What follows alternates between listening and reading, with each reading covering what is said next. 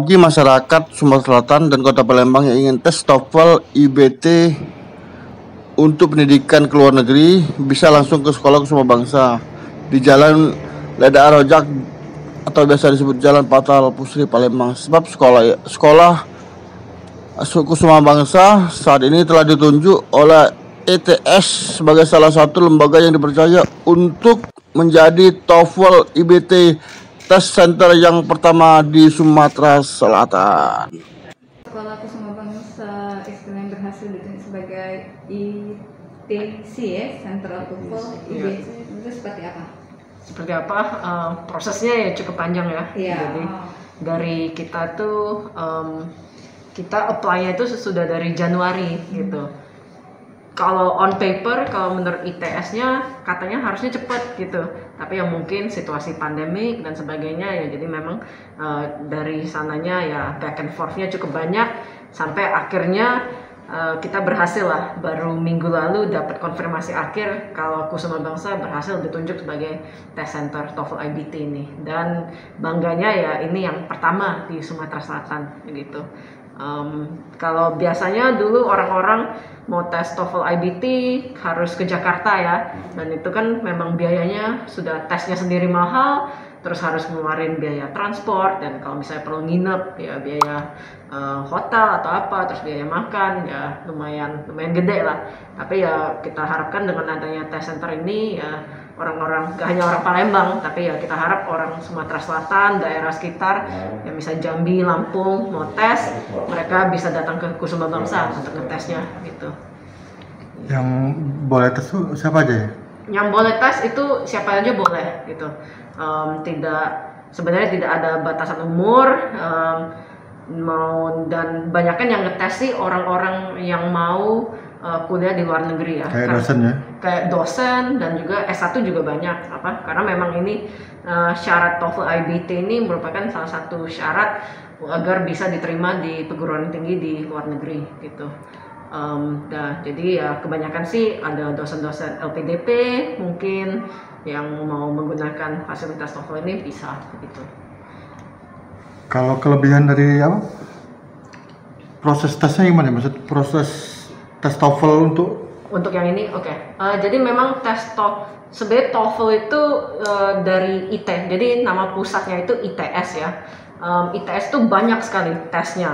Ada dari tes TOEFL sampai tes ada namanya TOEIC, terus ada tes GRE dan sebagainya, banyak banget. Tapi kebetulan kita cuma ngurusinnya tes TOEFL. Nah, TOEFL itu sendiri banyak jenisnya. Jadi memang programnya itu ada yang dari SD, SMP sampai SMA dan mungkin sampai kuliah. Nah, bedanya yang TOEFL IBT ini biasanya itu kan kalau zaman dulu cuma pakai kertas ya, tulis-tulis aja. Tapi ini semuanya berbasis komputer, tidak ada pakai kertas sama sekali. Dan memang yang dinilai itu banyak aspeknya itu, ada 4 aspek yang dinilai. Dan ini mungkin kelebihannya itu biasanya kan kalau tes TOEFL yang biasa tes paper base atau ITP, mungkin itu yang sering orang dengar, itu cuma dari segi reading, writing, mungkin sedikit listening. Tapi kalau ini juga ada tambahan speaking gitu. Speaking jadi berbicara. Nah, karena ini IBT, internet based test, jadi semua semua jawabannya itu direcord masuk ke dalam programnya dari ITS itu langsung gitu. Dan termasuk di speakingnya itu sampai kita itu dikasih headset khusus dari ITS, khusus dari Amerika datang. Jadi orang-orang itu bisa langsung berbicara. Jadi misalnya ada soalnya, ya anggap aja misalnya soalnya cerita tentang kota kelahiranmu. Nah, kalau di TOEFL IBT ya itu langsung berbicara ke headset itu, nanti direcord dan hasilnya dikirim ke pusat, dan nanti orang pusat ada juri-jurinya sendiri yang menilai hasil dari tes ini gitu. Kalau untuk sekolah ke luar negeri ya, itu TOEFL-nya harus berapa? Terus kalau di Sumatera ini selain di Kumbang di mana lagi caranya? Kalau Sumatera itu di Medan ada 2 setahu saya, tapi memang di Sumsel ini yang pertama. Gitu.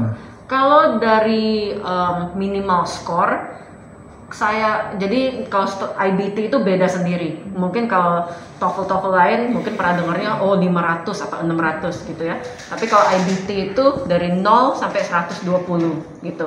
Dengan pembagian rata dari reading, listening, speaking, writing. Jadi 30 kali 4 gitu ya. Setahu saya beda universitas, beda syarat lulusannya.